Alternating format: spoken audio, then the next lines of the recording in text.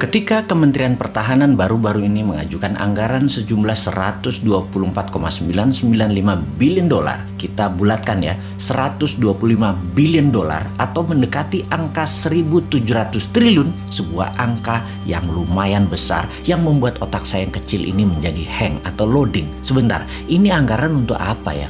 Beli senjata atau bikinan senjata dalam negeri nih.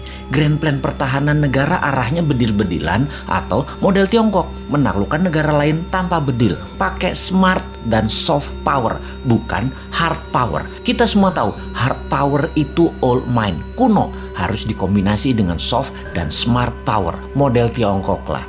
Beli pejabat negara lain, kasih pocket money, kasih pinjaman lunak, dibangunkan apapun yang sifatnya jangka panjang dan seakan penting di negara tersebut. Misalnya nih ya, negara tetangga kita banyak tuh pejabatnya yang kena strategi smart powernya Tiongkok. Rakyatnya kemudian dinina-bobokkan dengan narasi. Dan untuk negara kita yang pejabatnya NKRI garis lucu semua, hanya ketawain negara tetangga itu.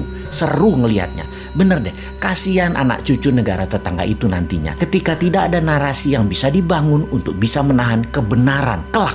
Kembali ke anggaran maha besar. Ketika kita mengetahui bahwa anggaran militer itu ternyata pakai hutangan, ini membuat lemes generasi new mind. Lah nanti yang bayar siapa? Ini multi years loh nyicil hutangannya. Bener deh, ini harus dipertanyakan bukan hanya Kofadis Departemen Pertahanan, juga pertanyakan mau bangun militer 1.700 triliun dengan ngutang segede APBN Indonesia dalam 1 tahun itu, kita baliknya dapat apa? Sekarang aja utangnya sudah 6.500 triliun, ditambah BUMN yang minusnya banyak, PLN minus, KAI minus, Garuda minus, serta banyak lagi yang angkanya bikin gemeter new mind. Kalau old mind sih nggak gemeter, karena memang mindsetnya bisanya ngutang. Biasa itu ngutang bagi mereka.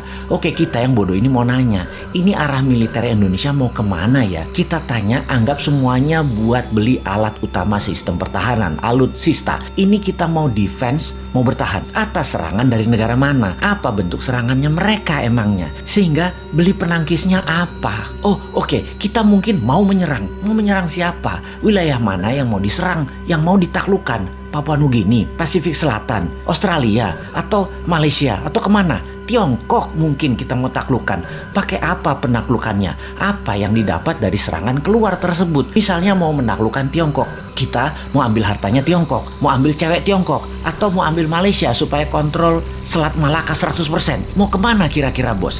Apa kita mau perang biologi? Jadi bukan beli senjata berat, tapi bangun senjata biologi buat virus baru. Kalau nggak makan gudeg, pada mati. Virus ini kita akan sebar ke seluruh dunia. Kita buat orang panas dingin, sesak nafas. Tapi begitu makan gudeg, sembuh. Kita siapkan gudegnya.